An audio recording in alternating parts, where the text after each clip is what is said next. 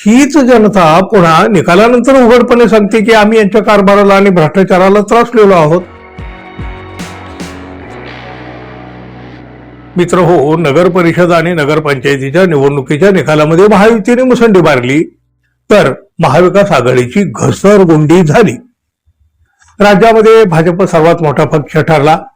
भाजपानं 120 नगर परिषद आणि नगरपंचायतीवर सत्ता मिळवली. त्या पाठोपाठ शिंदे गटानं 57 आणि राष्ट्रवादी काँग्रेस अजित पवार गटानं 37 ठिकाणी विजय मिळवला.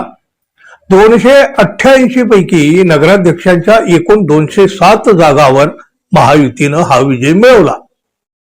तर महाविकास आघाडीला मात्र फक्त 44 जागावर समाधान मानावं लागलं. महायुतीच्या या विजयावर विरोधकाकडून मात्र टीका केली जात आहे. सत्ता, संपत्ती, पैशाचं वाटप, यंत्रणेचा वापर वगैरे वगैरे. आणि अशामध्ये बघा, सामनाच्या अग्रलेखातून भाजपा आणि महायुतीच्या या विजयावर मोठं प्रश्नचिन्ह उपस्थित केलं. हे जिंकलेच कसे असा सवाल सामनानं उपस्थित केलाय. सामनाच्या अग्रलेखामध्ये महायुतीच्या विजयावर अनेक प्रश्नचिन्ह उपस्थित करण्यात आलेले आहेत. त्यात असं म्हटलंय, भाजपानं महाराष्ट्रात असे काय दिवे लावले, कोणता विकास केला, जनहिताची कोणती कामं केली की त्यामुळं महाराष्ट्राची जनता भाजपा, शिंदे गट आणि अजित पवारांना भरघोस मतदान करून विजयी करताय. अर्थात हीच जनता पुन्हा निकालानंतर उघडपणे सांगते की आम्ही यांच्या कारभाराला आणि भ्रष्टाचाराला त्रासलेलो आहोत.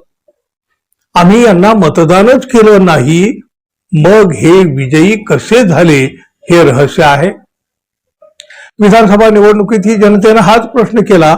आता नगरपालिका निवडणुकीतही याच प्रश्नाचं उत्तर जनता शोधत आहे. यांना मतं दिली कुणी, यांना विजयी केलं कुणी?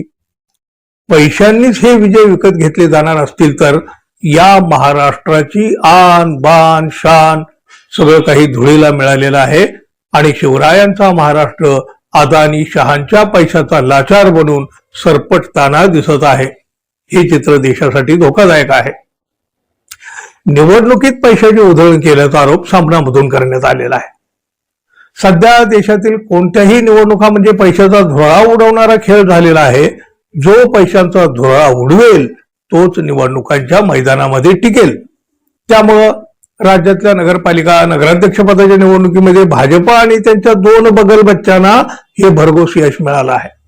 त्यात आश्चर्य वाटावं असं काहीही नाही. 288 नगर परिषदांच्या नगराध्यक्षपदांच्या निवडणुका पार पडल्या. त्यामध्ये भाजपा 100 पेक्षा जास्त जागावर विजयी झाला. संपूर्ण आकडेमोड अद्याप व्हायची आहे.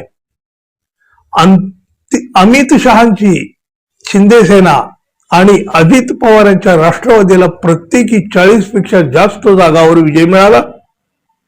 काँग्रेस, शरद पवारांची राष्ट्रवादी, खरी शिवसेना आणि इतर असे मिळून 60च्या आसपास जागा जिंकल्याचं समोर आलं. निकालाचा पॅटर्न सेट असल्याचं म्हणत सामन्यात असं सुद्धा म्हटलंय, असंच चित्र विधानसभेच्या निवडणुकीच्या निकालावेळी सुद्धा दिसलेलं होतं.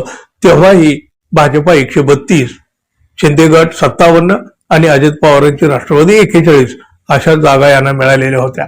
म्हणजे निवडणूक बदलली तरी निकालाचा पॅटर्न सेटच केलेला होता. त्या सेटिंग प्रमाणे महापालिका आणि नगराध्यक्ष पदाच्या निवडणुकीचे निर्णय लागलेले आहेत. खरं